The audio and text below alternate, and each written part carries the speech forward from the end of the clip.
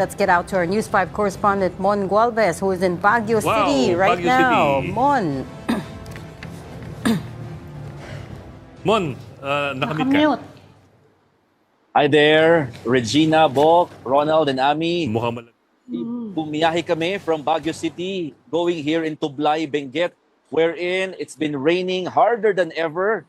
And talagang continuous yung rains dito sa province since we arrived yesterday. Pero ang problema, actually, almost a month na, no? Mag-iisang buwan na itong pagbuhos ng ulan dito sa malaking bahagi ng probinsya, including Baguio City, dahil nga sa habagat. We are also here during the first week.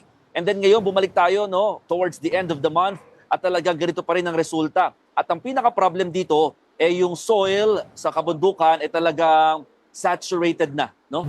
At meron tayong napuntahan kanina na grabe, malawakang landslide at talagang nasira yung pinaka-provincial road in the area. What we are showing right now is in Baguio City, actually in Quezon Road, na talagang aside from the rains, nakakasagabal din talaga sa mga motorista yung makapal na hamog. No? Yung big fog na nangyayari sa area, dulot nga rin ng sama ng panahon.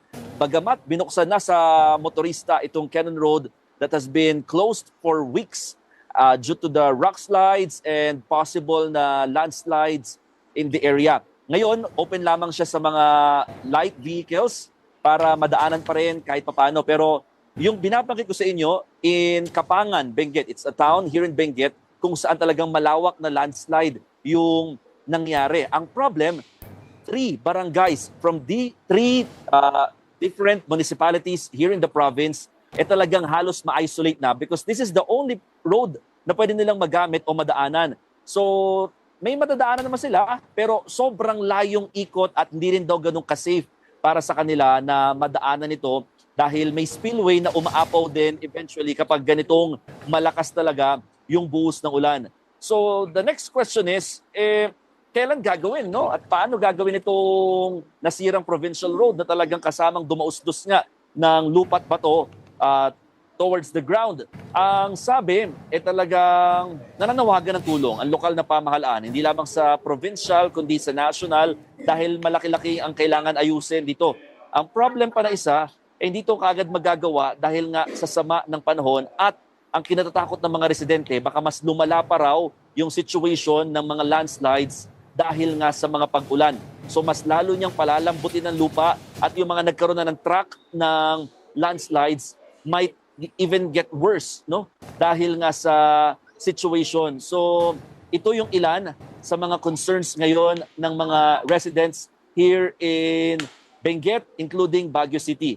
Going back to Baguio City, when we asked Baguio City Mayor Benjamin Magalong, hindi ba pwedeng ilikas na lamang yung mga residente, especially those who are living in landslide-prone area?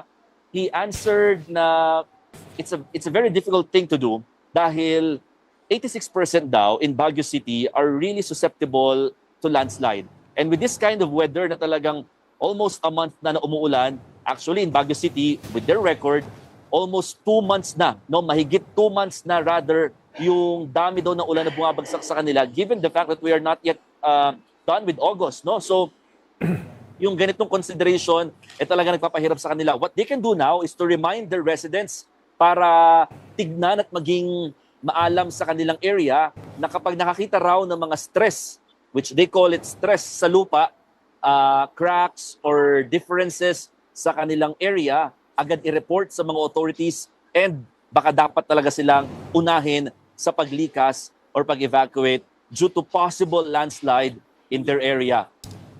So Mon, hindi umubra yung mga rock netting diyan sa mga lugar na yan na sana ay pipigil sa landslide. Actually, rhetorical question din yon. Oo, pero actually may mga rock netting kasi na nasira din talaga. No? Kanya nga. Ni DPWH Secretary Vince Dizon. So mukhang hindi rin talaga kinaya yung dami ng ulan na bumagsak, no? Na dapat poprotekta dito sa mga areas. Or mismo yung rock netting ay sablay. Mahina. Oo. Yan ang sabi ni Mayor Magalong. Yes. Na ano daw yan, overpriced and ano. Pero kumusta naman yung yung mga tinda dun sa, yung magugulay dun sa La Trinidad? Mon, kasi Nako. apektado din yan ng Manila eh. Kumusta yung Sobra. mga tinda nila? Nakakababa pa ba sila? Well, the first problem that they had experienced in the past months ay talagang yung mahal ng krudo. Ngayon, ang problema nila ay yung mga nasisirang gulay dahil sa yung mga tanim na halos nalunod na, nalusaw na at di talaga mapakinabangan pa. Pero yung pag-travel naman, tuloy-tuloy pa rin naman dahil lahat naman ng roads passable pa naman going in and out ng Baguio City, pero yung presyo medyo tumataas siya compared in the past weeks. Yung mga strawberry nila, kumusta? Wasak Ay, isa lahat? yun sa pinaka naging damage talaga, wasak Ami. yun. Yeah, during the first week pa lamang when we arrived in Baguio City and in La Trinidad, Benguet, talagang yun ang dinadaing ng mga farmers, strawberry farmers, na talagang nasira yung kanilang strawberry dahil umapaw yung creek sa lugar. Yun din yung nirereklamo ng mayor nila doon at doon na nga rin nung nagbisita si DPWH Secretary Vince Dizon, ito yung pinangako sa kanila na sana maayos yung creek. Mapalalim pa kung sakali para nga hindi basta-basta up-out, maapektuhan yung strawberry farms in La Trinidad.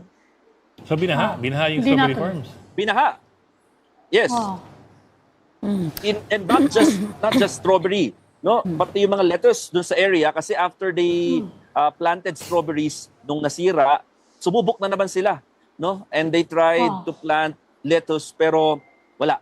Nalusaw din as they call it and talagang hindi na raw talaga mapakinabangan. Yung isa nakausap naming farmer, 20,000 pesos daw yung kanyang inutang para puhunan. Lusaw din. And in fact, bago pa tong latest spate of bad weather, yung combined agricultural damage from Luis, Maymay, and Nening was already at 2.3 billion pesos per the estimates of the Department of Agriculture. But Mon, yung road closures, meron pa bang mga road closures dyan? Especially yung mga main roads katulad ng Cannon Road. And how long Well, yung will mga they be in major effect? Yeah. Oo. Actually, mga major roads, mga national highway going in and out, especially in Baguio City, halos lahat binuksan na, even yung Cannon Road nga na binabanggit natin that has been closed for for weeks rather.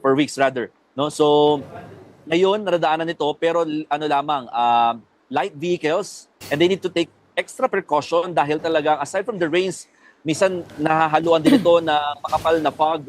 So talagang challenging sa mga motorista. May mga roads, provincial roads specifically na affected ng closure that you can check on the Cordillera DPWH Facebook page dahil meron silang kompletong listahan ng mga provincial and inner roads dito sa Benguet province in particular para malaman yung mga alternate routes din at maiwasan itong mga damaged na mga kalsada due to landslides dahil di sa walang tigil na ulan. Yung road connection papuntang Bontoc, bukas ba? Medyo makipot yun eh. Oo. Actually, we are in Baguio Bontoc Road, going to Atok, Papanek. Bukas pa naman siya, pero meron kasing portion dito na madalas nagla-landslide na sinasara nila. Pero ang ginagawa kasi dito ng LGU and some private companies, I think, may nakastandby na silang mga bulldozer na talagang naka-ready na para i-clear kahit madaanan ng isang lane. So, yun yung binabantayan din talaga dito sa may Halsama Highway yan dito sa Baguio Bontoc Road. Okay. Okay, we'll leave that there. Thank you so much for magpainit your ka naman. reporting. News 5 correspondent Mon Gualvez live from Baguio City. Salamat, Mon. Salamat, Mon. Thank you, Mon.